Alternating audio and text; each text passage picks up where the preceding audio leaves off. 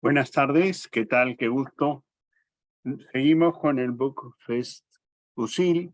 En esta oportunidad vamos a presentar un libro reciente, un libro que acaba de llegar del extranjero porque ha sido editado fuera, un libro de un profesor investigador amigo que siempre nos regala con sus obras y lo voy a presentar. Su nombre es Mauro Marino Jiménez, es escritor, investigador, docente universitario, promotor cultural y peruano.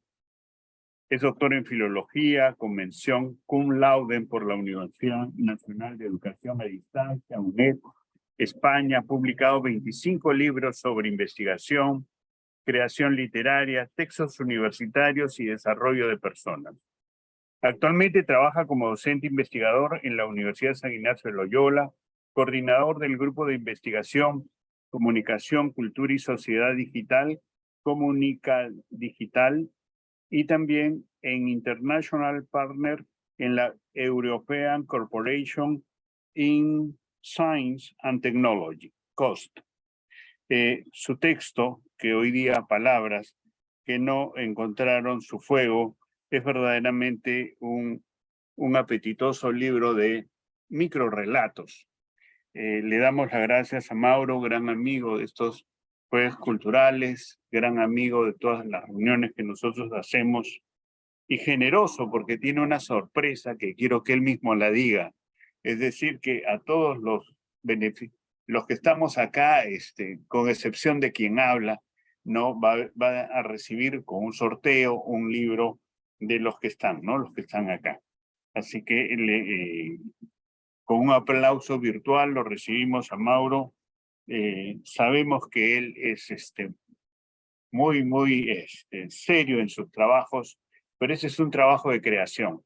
Así que lo vamos a escuchar. Yo, sinceramente, le doy la bienvenida y le agradezco de antemano este apoyo a la cultura entre la vida universitaria. Gracias, Mauro, que también eres un gestor cultural.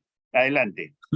Muchísimas gracias, profesor Enrique. Y bueno, gracias a todos los presentes a esta presentación del libro, que siempre nos da muchísimo gusto que el área que coordina el profesor Enrique nos permita generar estos espacios de comunicación, estos espacios de convergencia cultural, de convergencia artística, y de poder hablar un poquito acerca de nuestro trabajo dentro del campo de las letras. Definitivamente, para mí es un enorme placer poder compartirles eh, todo este contenido de un libro que se llama Palabras que no encontraron su fuego. Bueno, siempre que nosotros hacemos una presentación del libro, vamos a generar un tipo de diálogo respecto de lo que corresponde al asunto de la creación misma. O sea, muchas veces cuando alguien escribe, la primera pregunta que le van a hacer es: ¿en qué te inspiras? ¿Cómo surgió esta iniciativa de desarrollar un determinado género literario? ¿O sobre qué contenidos, cuáles son los contenidos que se te van a presentar? Entonces, un poco a partir de esas preguntas, me permito un poco relatar también la historia de cómo es que comencé a desarrollar microrrelatos. La primera iniciativa fue justamente una suerte de descanso respecto de la labor investigadora, de la labor académica, que claro, ustedes saben, es apasionante, es absorbente, pero también requiere de algún tipo de pausa activa. Y cuando uno está mucho tiempo concentrado en una cosa, la mejor forma de descansar es pasar a otra diferente.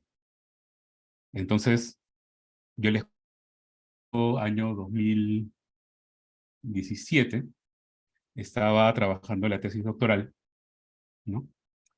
Y un poco para escaparme de eso, escribir una novelita de ciencia ficción, ¿no? Iba a escribir un poco de realismo, pero como estamos en Perú, el asunto es un poco difícil de creer, que todas las cosas que nos pasan aquí son reales. Entonces preferí escribir ciencia ficción porque me pareció más realista que una novela basada en la realidad dentro del marco peruano. Entonces, una de las primeras cosas que hice fue enviarle la novela a mi asesora. Me agradeció, me dijo que le pareció muy bien la historia y todo. Y me dijo, bueno, avanza con la tesis, ¿no? Porque también tienes que hacer tu tesis y tal. No pasaron muchos meses que le envié una segunda novela, continuación de la primera, y también el agradecimiento fue el mismo, la situación fue más o menos la misma, avanza con tu tesis. Entonces, ya estaba por desarrollar la tercera y enviársela a costa de que me vuelva a regañar, y entonces preferí, como ya también yo mismo estaba acelerado porque estaba en la recta final de la tesis, decidí desarrollar primero y luego enviarle un libro de microrrelatos que se llama El mejor cuento del mundo y otros microrrelatos. Porque justamente se trata acerca de ese deseo que todo escritor tiene de que su trabajo sea destacado, pero también el hecho de que muchas veces un trabajo destacado es llevado al olvido y que más bien son otros, quizás de menor valía, los que terminan ganando concursos o apareciendo en las vitrinas de las librerías más importantes, porque como sucede en todas partes, muchas veces el prestigio se consigue por relaciones o por cuestiones exógenas al asunto literario propiamente.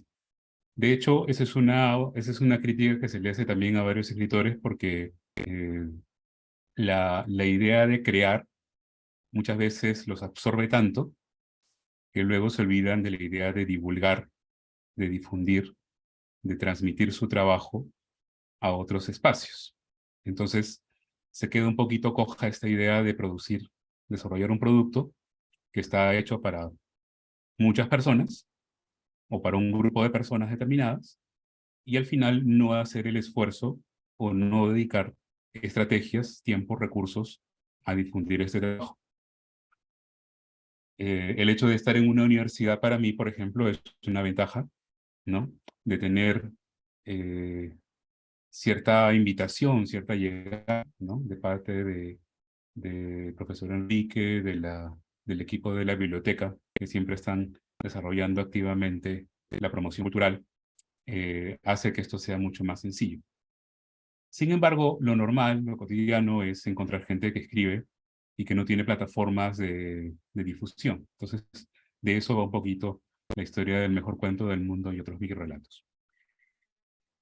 El día que fui a sustentar la tesis, le regalé a mi asesora ese librito ya en persona, en su mano, porque normalmente se los mandaba por Amazon, que es donde usualmente publico las cosas de creación literaria.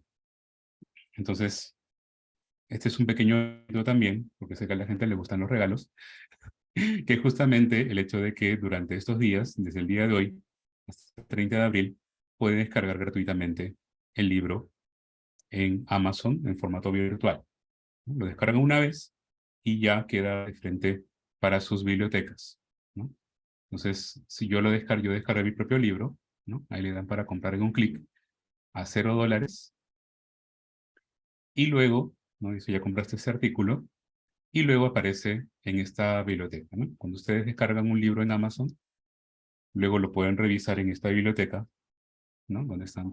Bueno, en este caso la mayoría son mis propios libros y yo mismo también me he autorregalado.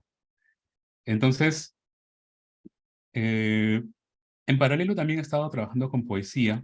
De hecho, el año pasado hicimos la presentación del último libro de poesía que se llama Solo Visiones, poemas escritos a la luz del encierro, que justamente está escrito dentro del periodo de la cuarentena del COVID-19.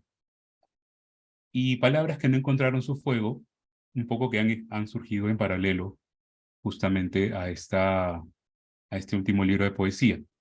Entonces, este libro de microrelatos surge ya como un tercer tomo, un tercer volumen, pequeño, pero significativo en cuanto a la propuesta de los microrelatos, ¿no? Un microrelato usualmente entre 10 a 250, 300 palabras. Debe tener las mismas características que un relato propiamente dicho, pero tienen la ventaja, justamente eso fue lo que pasó con la tesis, de poder escribirse dentro de periodos cortos de tiempo. Cuando estás trabajando una novela, tienes que pensar mucho tiempo en los personajes, en el devenir de la historia, en los nudos narrativos, que son muchos, dentro de un solo libro de novelas, pero en el microrrelato, como en el cuento corto, hay usualmente un solo nudo narrativo, en relación entre un personaje y un conflicto o una historia que se va dando, ¿no?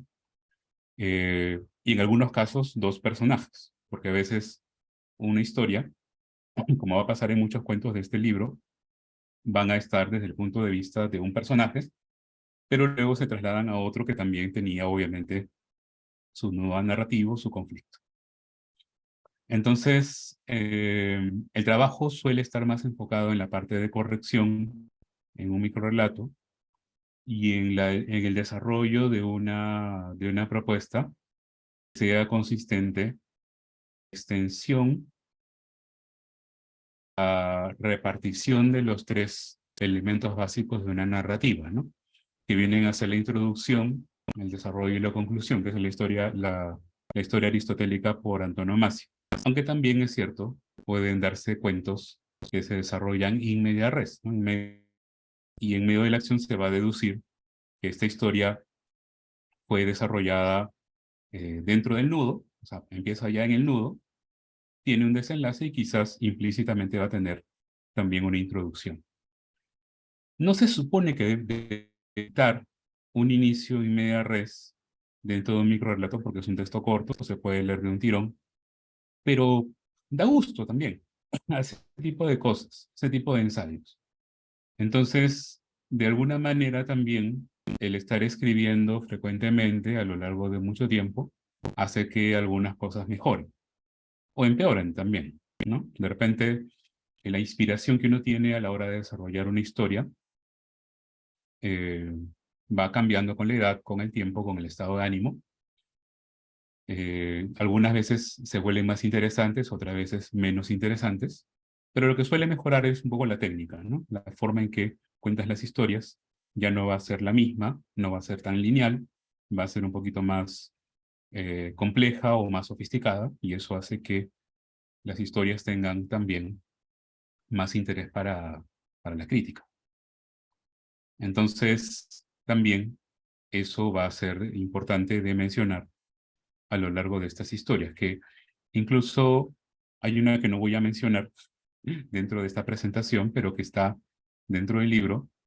eh, es un cuento que se llama Abismo y tiene una, dos, tres, cuatro partes. O sea, es como una tetralogía chiquitita, ¿no? Dentro de la, la historia de la humanidad, por así decirlo, ¿no? Porque el testigo de la humanidad es un abismo, que ve cómo es que una civilización se crea, desaparece, luego vuelve a aparecer, ¿no? Y cómo esta historia de la humanidad, que para nosotros es, digamos, cada día es todo un universo, todo un mundo de cosas, para un accidente geográfico o para una fuerza de la naturaleza, eso es algo pasajero, ¿no? Baladí.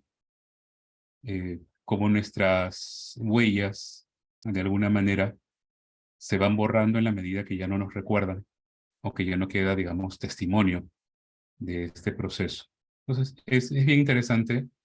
Creo que justamente esa es una de las razones más importantes para escribir. El hecho de que estás dejando algo más allá de tu día a día. Estás dejando algo con lo que la gente se pueda, en algún momento, quizás en algún lugar, quizás una sola persona pueda sentirse identificada contigo. Y son más personas, mejor.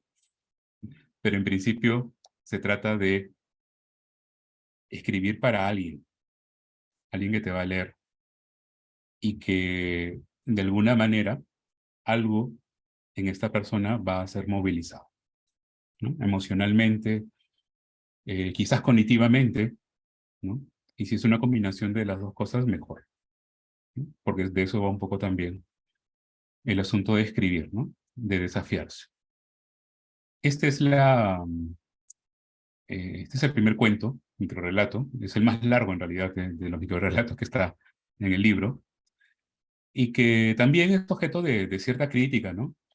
El cuento se llama Alegoría, y alegoría ustedes saben que es una figura literaria que hace referencia a la idea de que hay un conjunto de metáforas, de representaciones, eh, que, como ustedes saben, la metáfora representa a otra cosa, pero que luego esa representación constante de varias metáforas va a constituir una suerte de relato simbólico de algo más. Entonces, la historia quizás es pretenciosa, pero creo que más de una persona se podría sentir identificada con alguno de los bandos o con el protagonista, ¿no? Aquí dice, un libre pensador vivía en el Neolítico. Al ser excluido por su falta de interés en las cosas importantes, como la explotación de sus semejantes, el culto a la apariencia física y la predeterminación de las estrellas, viajó a una tierra de gente pensante, ¿no? Lo bueno es que puede viajar. Al principio le pareció fascinante compartir temas de interés, tanto en la forma como en el fondo. Sin embargo, pronto se dio cuenta de que los habitantes de ese lugar las mismas conclusiones y que las usaban para justificar su desprecio o paternalismo hacia los demás pueblos. Entonces, al advertir su opinión contraria, uno de los líderes de esta tierra lo llevó aparte y le susurró su sentencia. Sentencia, podrás ser un pensador, pero no libre. Podrás ser un pensador, pero no libre. Hastiado de ambos reinos, el libre pensador tuvo varios finales, según rezaba la alegoría. En algunos se mimetizaba de acuerdo con su instinto de supervivencia. En otros se dedicaba a un oficio que le permita huir de su propia mente. En otros tantos comenzaba a escribir historias que le permitirían dormir por las noches. Finalmente, en los más frecuentes, lograba lo que le exigió el líder hasta que retiró lo libre de su pensamiento. Allí disfrutó de una tranquila y exitosa mediocridad. Entonces, la historia se llama Alegoría, ¿no? Es la versión del escritor, ¿no? Estaba pensando en el conformismo, que un poco, ¿no? En el hecho de las muchas veces en que nosotros tenemos que mimetizarnos, ¿no? Entrar dentro de un determinado grupo de pertenencia en una sociedad y comenzar a actuar de una manera mimética, es decir, volviéndonos un camaleón que va repitiendo los mismos discursos, las mismas formas de pensar o de no pensar también, simplemente de actuar, ¿no? Eh, con mínimas consecuencias quizás, porque el hecho de actuar o de pensar de la manera en que la mayoría de la gente lo hace dentro de un grupo determinado, es la forma más segura de sobrevivir, ¿no? Y de hecho la propia idea de pensar diferente va a implicar no solamente un esfuerzo adicional, muchas veces poco valorado, sino que también va a a pedirnos a nosotros que ya no eh, sintamos que estamos dentro de un grupo que nos acoge o nos quiere. Muchas veces el grupo, justamente por una cuestión biológica y fisiológica, lo que va a hacer es, de alguna manera, segregar un pensamiento distinto. Lo han dicho muchos filósofos, muchos pensadores, la neurociencia lo ha corroborado.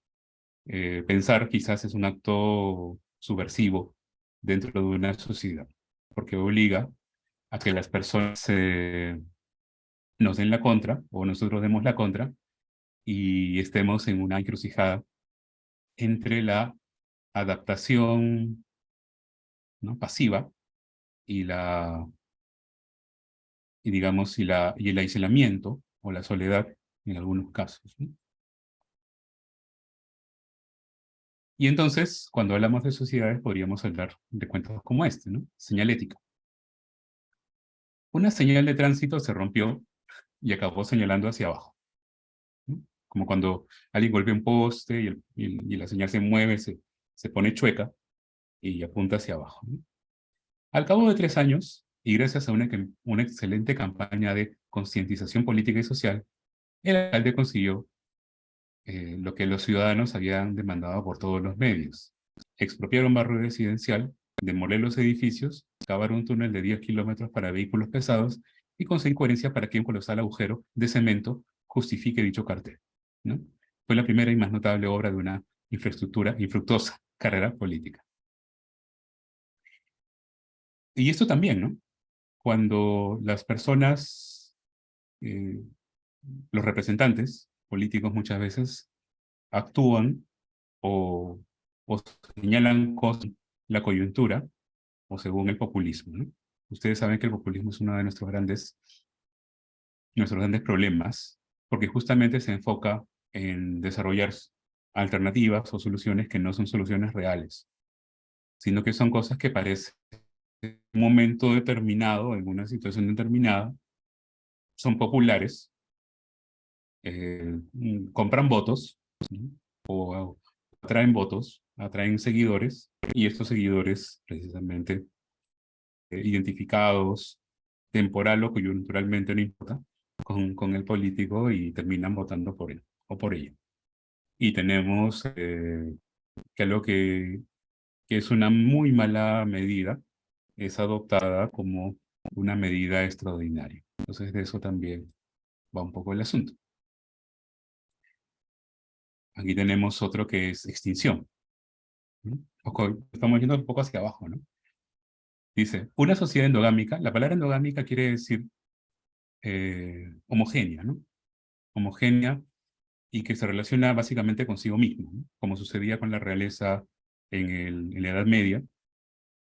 Los hermanos muchas veces se casaban o tenían hijos entre sí, ya saben cuáles son los problemas de eso, ¿no?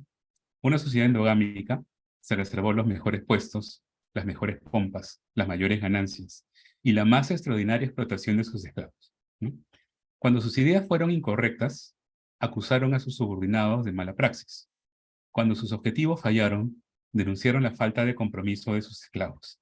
Cuando la inteligencia les falló, tomaron las peores decisiones posibles, ¿no? Siempre la culpa es del tercero. Al cabo de generaciones, la naturaleza les pidió rendición de cuentas. No tenían dinero. Los esclavos habían huido y estaban al borde del fallecimiento. Entonces acabaron por encerrarse por separado y con espejos, algunos se mataron mutuamente por ellos, para elogiarse recíprocamente a través de su propia imagen y culpar a un mundo hostil y traicionero. Nunca habían sido tan generosos y cálidos con lo que estaba frente a ellos. Entonces,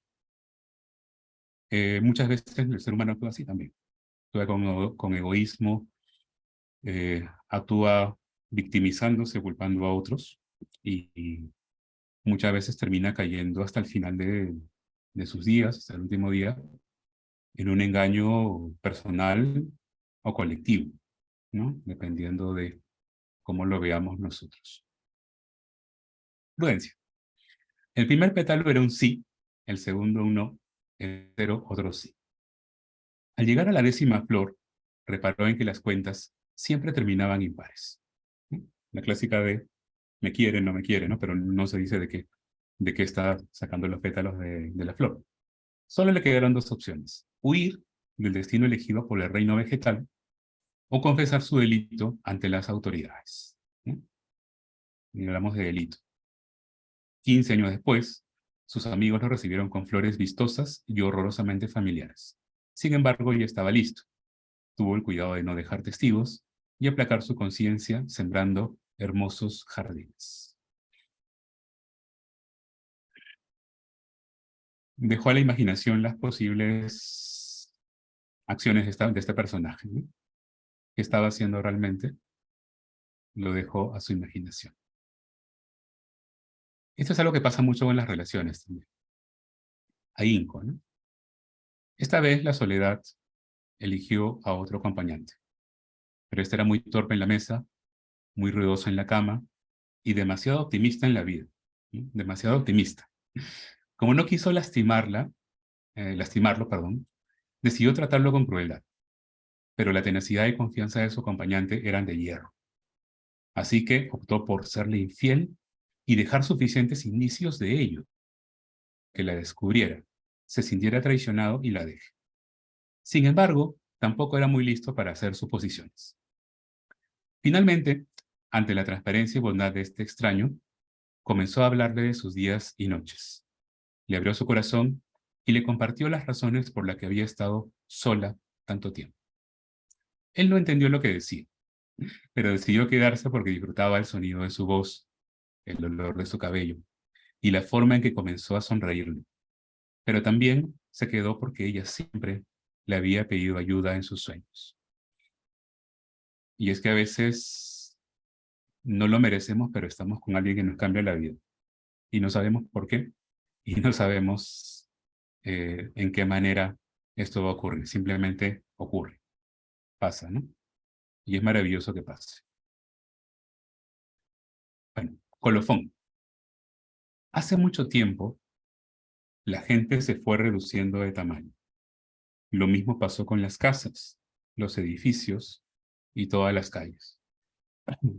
Cuando alguien no se reducía, ¿no? Se quedaba de talla normal, el mundo lo rechazaba. Por lo tanto, tenía que vestirse con remiendos de otras prendas, abandonar sus hogares, porque ya no podían vivir en ellos, y dejar de ver a quienes amaban. Cuando el mundo se dejó de reducir, personas grandes y chicas pudieron verse nuevamente. El tamaño dejó de ser importante. Y fueron sus diferencias, en lugar de las semejanzas, las que hicieron una sociedad sostenible, justa y equilibrada. Por supuesto, si alguien hubiese anticipado esto, nunca le hubiesen creído, ¿no? Un poco en oposición a esta historia de una sociedad endogámica, probablemente es la diversidad, es la variedad, es el conjunto de diferencias lo que hace que una sociedad, nuestra propia especie, sea interesante, ¿no? Y que entienda que no existe otra forma más que vivir consigo mismo, ¿no? En un clima de tolerancia, de coherencia y de esfuerzo por comprender a los demás. De eso un poquito también esta idea de palabras que no encontraron su fuego, ¿no? Palabras que, un poco a diferencia de la metáfora clásica, ¿no? El fuego de la palabra, aquí de lo que va es el hecho de no eliminar palabras que a veces son necesarias para constituir una sociedad más cercana, más justa y más propia, y que por esa razón también quería compartir con ustedes, ¿no? Entonces, dos pequeños regalos. Uno es la descarga gratuita y la otra es el hecho de que gracias al equipo de biblioteca se va a sortear un pequeño ejemplar para esta ocasión, ¿no? De palabras que no encontraron su fuente. Yo les voy a dejar mañana al equipo de biblioteca un ejemplar para que se quede y otro ejemplar para regalo, a partir del sorteo que se haga en esta presentación. Y bueno, de mi parte solamente quería compartir esto. Seguramente si hay preguntas podemos avanzar un poquito más, extendernos un poquito más, pero por lo pronto quisiera agradecerles por la atención, por la paciencia y por el interés en este pequeño libro, Palabras que no encontraron su forma. Muchísimas gracias. Mauro, ¿cómo estás? Nos ha encantado tu presentación y vamos a ver si hay algunas palabras del auditorio con respecto a la, porque es algo nuevo, ¿no? Los microrrelatos no es algo, digamos, de toda la vida, ¿no? Es algo que ha aparecido hace poco tiempo, digamos, en cuestión de literaria. Yo voy a hacer una pregunta curiosa. ¿A quién lo has dedicado, Mauro? Porque no tenemos el texto, así que no podemos ver a quién has dedicado tu texto. Bueno, no he puesto una dedicatoria propiamente dicha, pero por supuesto, se la dedico a Fanny, a mi esposa. Ah, ok, ya está. Es una dedicatoria implícita, no dicha, Así implícita. es, visita. Muy bien, a ver, dejamos ya, los autores tienen sus secretos, sus cábalas, Yo sí tengo una pregunta para Mónica. Mónica, ¿cómo vamos a hacer con el sorteo? ¿Lo vamos a hacer ahora con los presentes? ¿Cómo? Ah, perfecto. ¿Ves, Mauro?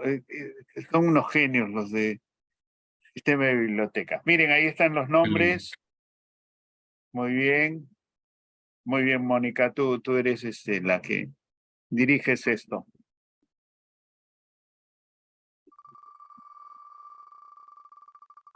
A ver, vamos a ver quién gana.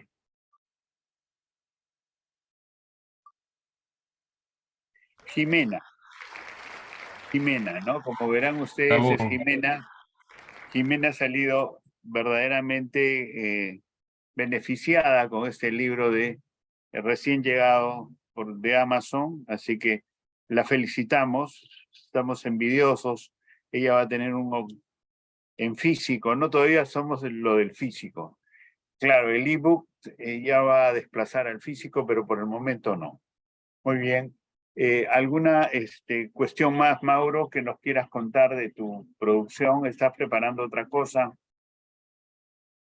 Bueno, estoy trabajando en un libro que no es exactamente de creación literaria, sino de investigación. En este momento, bueno, tenemos dos proyectos, ¿no? Uno que está ya en prensa, que es una preparación de un congreso que desarrollamos el año pasado. Es un congreso sobre ética y derecho a la información, sobre la base de poner Colombia, España, Portugal y por supuesto Perú, ¿no? Y está saliendo probablemente el próximo mes. Así que sí que lo vamos a ver en la Feria del Libro.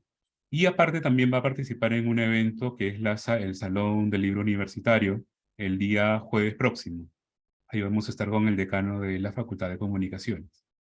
Y lo segundo es un trabajo que estamos desarrollando sobre la imagen de la representación del autismo en el cine, en la televisión, pero también en el entorno peruano, ¿no? Y es muchísimo interés porque va justamente del tema de Oxford, el discurso social, cómo es que el mundo ve la condición del autismo, conocer un poco más acerca de esta condición, de entender los derechos, las características, las iniciativas que se están haciendo recientemente acerca del autismo. Una vez que termine con ese libro, vamos a pasar otra vez a la creación literaria porque sí que es necesaria y es importantísimo. Muchas gracias. Vamos a ver ahí en el chat una pregunta, por favor. Felicitaciones, Jimena, perfecto. Muchas gracias por la excelente. Y a Rosana Marino nos dice muchas gracias. Ya, ¿alguna pregunta, alguna curiosidad que quieran del doctor? Me ha llamado la atención la cantidad de libros que tienes, Mauro, 25 libros, por envidioso. ¿Te han sido fáciles o en verdad han sido toda una tarea? Este, ya, lo que pasa es que esto es un poquito como lo que pasa en esta película que seguramente usted, profe, debe conocer. Esta película de ciencia ficción que es Gattaca. En Gattaca, las personas estaban como predestinadas a un determinado oficio según su salud, según su condición de vida, su condición física, su condición cognitiva, ¿no? Y el protagonista era un tipo que no tenía muchas aspiraciones, o sea, había salido chancadito, digamos, con problemas de salud, y él quería ser astronauta. Y este hombre siempre competía con su hermano a natación, nadaban tipo José Olaya, ¿no? Tipo del Callao a San Lorenzo, una cosa por el estilo. Y al final de la película, no es el final propiamente, pero es casi el final, él le gana a su hermano. El hermano siempre le había ganado porque era obviamente una persona más preparada, con mejor físico y todo. Y el hermano le pregunta, ¿cómo es que me ganaste ahora, no? Y él le dice, lo que pasa es que no dejé nada para el regreso.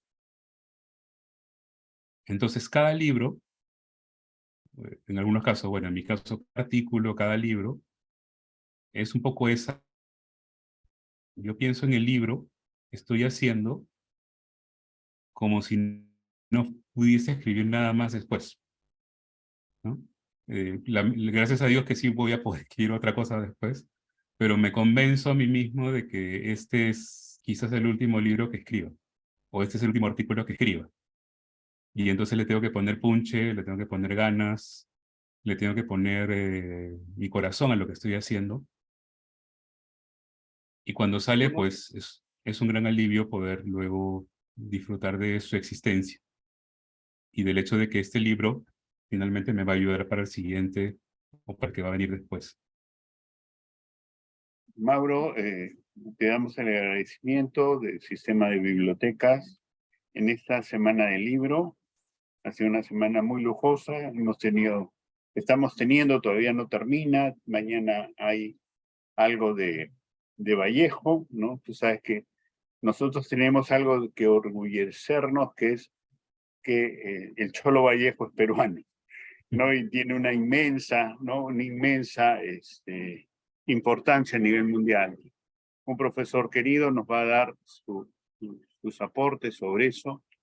Y el día viernes cerramos con otro autor peruano también, que es el autor de Color Modesto, ¿no? De ese autor tan cercano y a la vez con temas tan difíciles como es Julio Ramón Ribeiro, ¿no? Entonces, creo que podríamos cerrar bien con Julio Ramón, y te damos las gracias, o sea, por este regalazo del libro. Felicitamos a Jimena, que es una suertuda, que lo va a poder leer así en físico.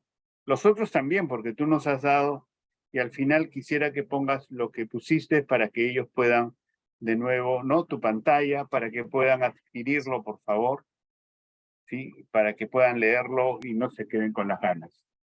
Muy bien, ahí está la pantalla de Mauro, por favor. Voy a poner en el chat también otra vez el Y link. pueden leerlo, exacto, ¿sí? En el chat también lo ha colocado, así que estamos con el libro así en cercano, ¿no? O sea, gracias por esa generosidad, por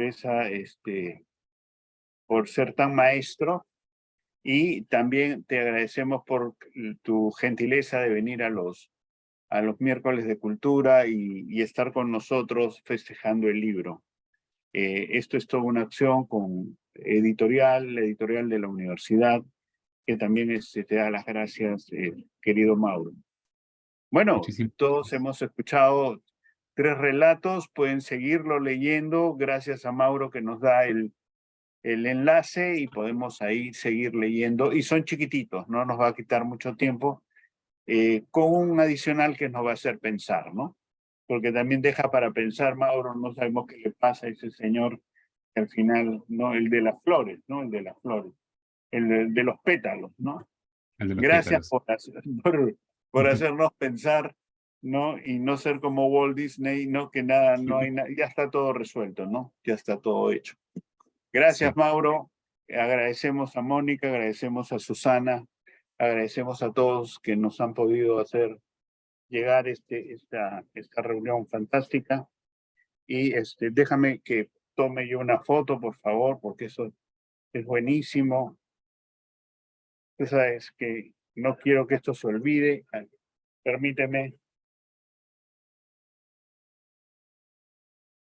Perfecto. Gracias, Mauro. Un abrazo. Un Y abrazo. por favor, no falle mañana. Gracias. Nos vemos. Hasta pronto. Nos vemos. Hasta la próxima. Gracias, Mauro. Nos vemos. Ahí está el enlace, no se olviden.